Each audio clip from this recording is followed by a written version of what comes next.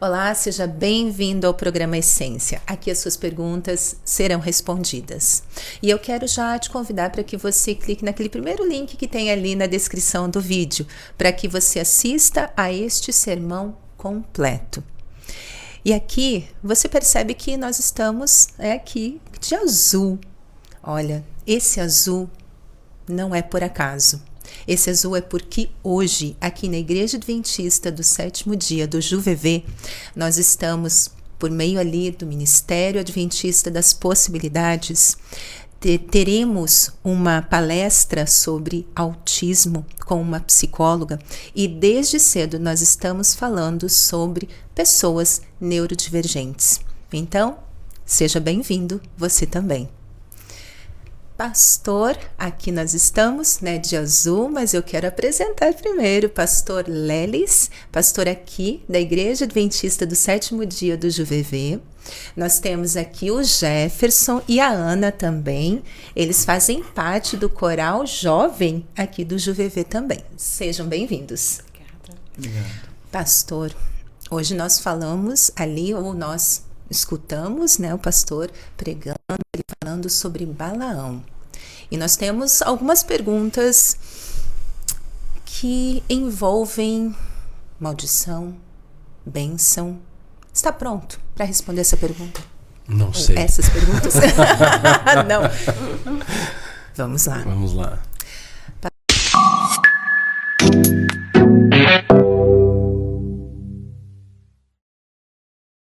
Pastor, o pastor falou sobre bênção, falou sobre maldição. Existe alguma forma de nós transformarmos essa bênção, ou sempre será bênção, pelo menos por meio de Deus, mas nós podemos transformar essa bênção em maldição ou reverter isso de alguma forma, ou é só Deus que pode moldar? Veja, transformar maldição em bênção é só Deus. Transformar bênção em maldição é só nós. Deus, ele nunca vai reverter a bênção dele numa maldição. Quando a gente está abençoado e começa a ser amaldiçoado, não foi porque ele mudou de ideia, é porque nós mudamos de comportamento. Então, sempre quando nós saímos do bom e vamos para o ruim, é porque há alguma coisa de errada com o nosso comportamento, com as nossas decisões, com os nossos pensamentos e sentimentos em relação a Deus, em relação ao pecado. Então, existe sim a possibilidade dessa mudança. Mas Deus só que transforma a maldição em bênção. E só nós transformamos a bênção em maldição. Ok, obrigada. Jefferson, sua pergunta? Pastor, às vezes, como Balaão, os nossos sonhos, a gente quer se dedicar tanto em alcançar um sonho que acaba nos cegando. Como que a gente sabe quando a gente deve desistir de um sonho para manter a nossa comunhão com Deus? É uma pergunta assim bem complexa e ampla, porque às vezes cada experiência vai ter uma resposta. Mas veja, inicialmente a gente sabe que aquele sonho não é a vontade de Deus quando nós estamos infringindo algum princípio bíblico. Ou em alguma fase da execução do plano, a gente está passando da linha vermelha.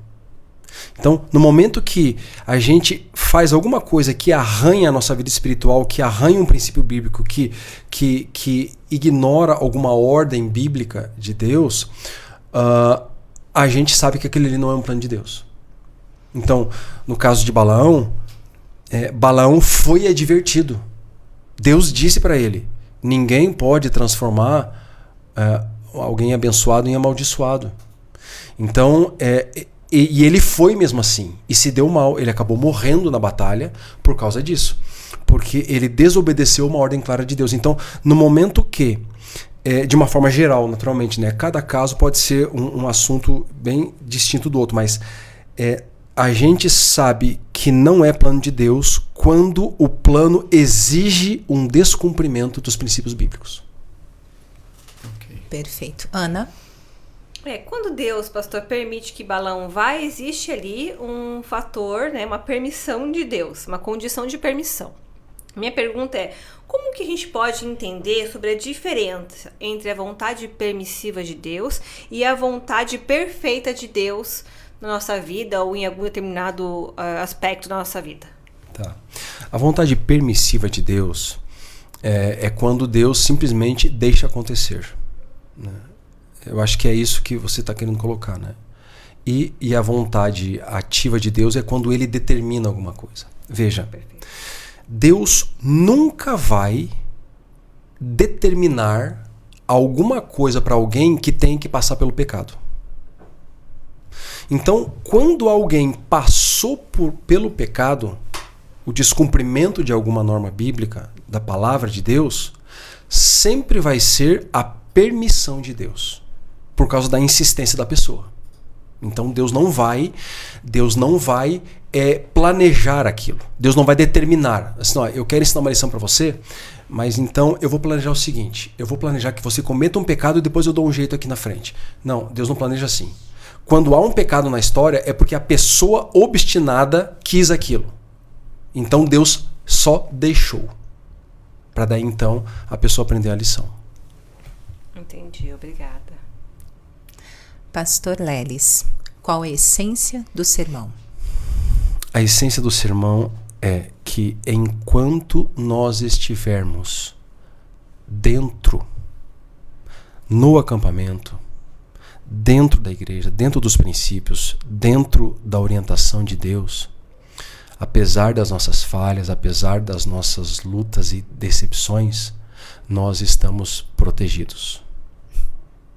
E quando a gente sai, a gente arrisca a perda dessa proteção. Ok, muito obrigada. Nós agradecemos aqui a presença de vocês. E pastor, pode fazer a oração para encerrar? Sim. Querido Deus, nós te pedimos neste momento que nenhum dos internautas que está assistindo esse programa seja como Balaão, que nenhum de nós sejamos como Balaão. Mas nós também queremos te pedir que o Senhor nos dê forças para permanecermos no acampamento, para ficarmos firmes aqui dentro, para que a gente continue mantendo a bênção que o Senhor nos proporcionou. Nós oramos no nome de Jesus. Amém. Amém. Amém.